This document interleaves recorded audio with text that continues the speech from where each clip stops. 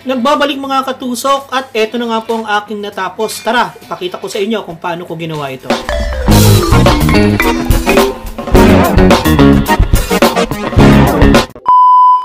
So yun na nga, dalawang ating gagawin para sa ating center table para sa receiving area. Itong mga dahon na ito ay kinat ko na para hindi na ako mahirapan sa pag-cut-cut kasi ang hirap din mag-video.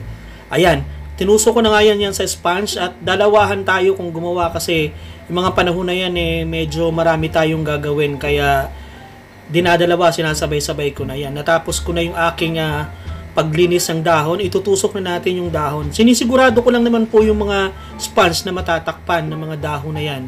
Nga po pala, yung mga dahon na yan ay galing lamang po yan dyan sa hardin ng aking boss. Kung hindi ako nagkakamali, pomelo leaves po yung ginagamit ko na yan. So, patuloy na ako sa pagtusok dyan, mga katusok.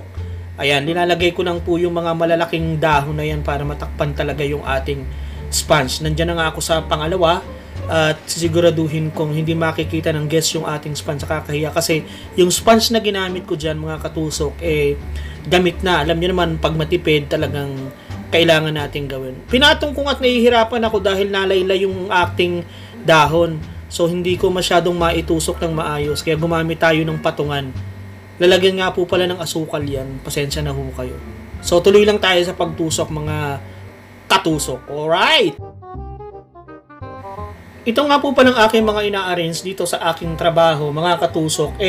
Sadyang nasa isip ko lang po yan. Ini-imagine ko lang po kung ano yung mga kalalabasan. Bago po ako bumili ng bulaklak at mga pitas ng mga dahon, binivisualize ko muna kung ano yung pwede kong gawin. And bukod dun po, medyo limitado po kasi yung aking mga pambili. So, ayan yung itsura po na yan. So, nakikita nyo, gamit na yung sponge. So, ayan nga, tuloy-tuloy nga lang po ako doon sa pangalawa kong base para doon po sa ating lalagyang table. So, nahihirapan ako magkabit dyan ng dahon dahil nga yung pinakapatusok ng dahon napakaikli, hindi masyadong pumapasok doon sa sponge. Pero magagawan ko po yan ng paraan. Sadya pong talagang kailangan tiyaga lang. Sige, tuloy lang tayo sa paglagay ng mga dahon na yan para talaga makover yung ating sponge kasi nakakahiya nga naman pagka makita ng mga guests yung sponge tapos gamit na, di ba?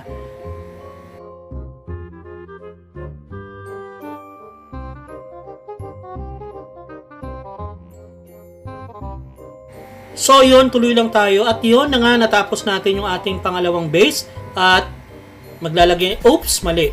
Palitan natin yung dahon kasi mukhang mahuhulog. Yan. So, ayos na. Pagkatapos po niyan, maglalagay na tayo ng ating bulaklak. So, ayan po, nakikita nyo, model.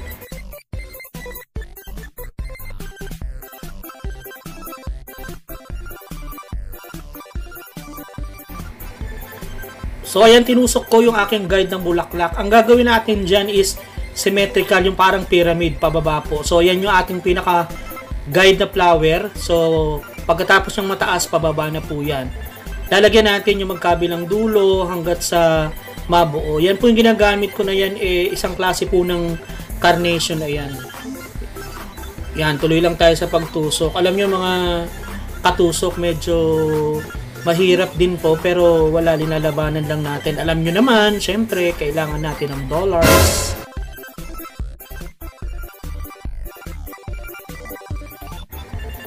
Ayun o, may patwist pa. Ayan ha, pyramid po yan ha, mga katusok. Diretso-diretso lang po tayo mga katusok. Parang bingo lang ha. Diretsohin na natin. Ayan yung ating lilies. Ayan, stargazer po yung ibang pangalan niyan. So, hindi natin tatanggalan ng dahon dahil nga, yung mga dahon makakatulong yan para pangtakip natin dyan sa sponge. Meron pong mga ganyan na bulaklak, stargazer or lilies na mabango. Yan pong ginagamit ko na yan, mabango po yan.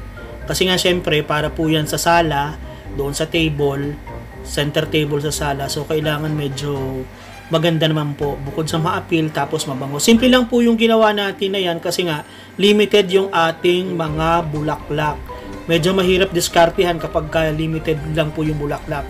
Yung mga ginagawa ko pong mga arrangement, hindi po kagaya ito sa mga flower boutique o dun sa mga bilihan ng mga bulaklak kasi yun sila sagana sa mga dahon sagana sa mga greenery, sagana sa mga bulaklak, kaya napapaglaruan nila. Pero ako medyo napapaglaruan ko rin naman yung aking mga design kasi nga ang ginagawa ko ini-imagine ko muna kung anong klase ng arrangement ang gagawin ko, pagkatapos anong kulay ng bulaklak ang gagamitin ko. So yun na.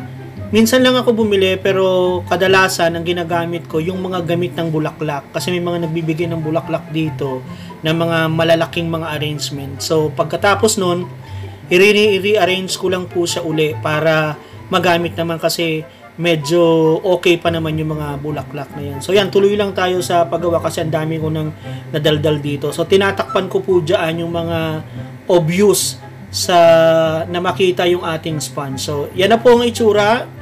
Hindi ko po alam kung okay pero kayo na po ang bahala kung medyo okay na po ba yan o hindi. So yan yung ating unang ginawang arrangement. So itutuloy natin yung may pa-picture ako, may pa-zoom pala. Ayun. So ayun zoom natin. Di ba? Zoom. Zoom. So yan, ganyan lang po kasimple yung ating bulaklak kasi ganyan lang yung nasa isip ko. So napansin kong medyo kita pa yung ating sponge kaya nilagyan ko pa ng dahon. Ganyan po talaga ako mag-retouch, tinitingnan ko muna. So yan na uli, pakita uli, pamodel. So tabi muna natin. Doon na tayo sa pangalawa nating arrangement. Ayan na uli, naglagay na tayo uli ng bulaklak dyan. Inunan naman natin yung gilid. Kung napapansin nyo po mga katusok, yung pong ating bulaklak ay hindi po mas mahaba o hindi po lampas doon sa ating dahon. Mas lampas po yung ating dahon para po makita natin yung greenery. So yan, ginupit na uli natin yung stargazer. So yan, stargazer o lilies. Yan po, ang pagkakaalam ko siya, yan ang pangalan. So yan, dire-diretso uli tayo maglagay ng ating mga lilies. Ang hirap pala mag voice over, by lintik, nakakapagod. So ayan, pero wala tayong gagawin kundi mag voice over.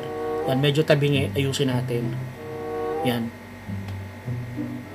Yan, carnation naman po yung ating ilalagay para po makita natin kung ilang carnation yung ating ilalagay at ilang lilis yung ating. Alam nyo, nagandahan po ako dyan sa lilis na yan kasi bibihira ako makabili ng mga bukang-bukang lilis o stargazer na ganyan at yung mabango. Medyo may kamahalan po ang presyo niyan dito sa ibang bansa.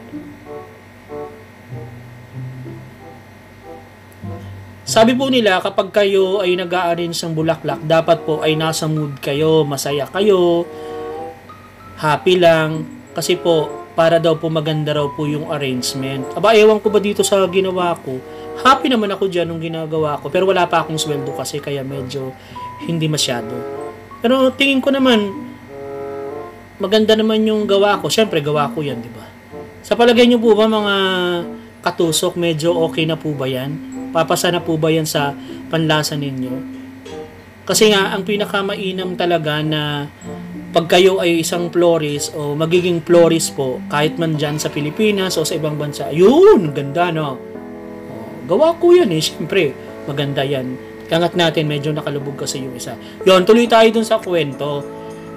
Dapat po na bivisualize na ninyo yung ating gagawin na klase ng arrangement para hindi na kayo mahihirapan. Unang-una, tuloy tayo muna sa dahon kasi ganyan talaga. Mag-chismis tayo kapag yung hindi na tayo nag-arrange yung pakipakita naman. So ayan, pinunuan ko muna ng dahon yung mga butas-butas yung nakikita doon sa mga sponge. So yan yung ating pangalawa. Yan, tapos na po yan. Yan na po yung ating pangalawa. Ilalagay na po natin yan sa ating table. Ayan yung natapos natin. Ayan.